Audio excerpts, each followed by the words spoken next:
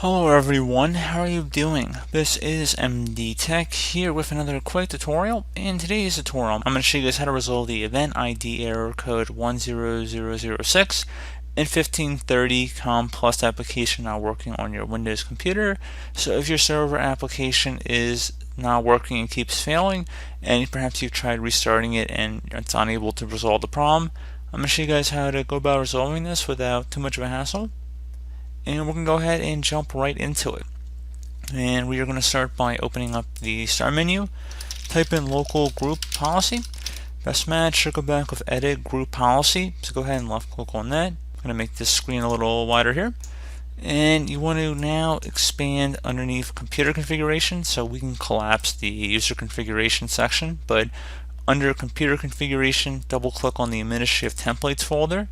Do the same thing for system, and then locate user profiles. Just left click on that one time, and now on the right side locate something that says do not forcefully unload the user's registry at user's logoff. So go ahead and double click on that, set this to enabled, and then select apply and OK. You will need to restart your computer for this to take effect, and that should be about it. So as always, thank you guys for watching this brief tutorial. I do hope I was able to help you out, and I do look forward to catching you all in the next tutorial. Goodbye.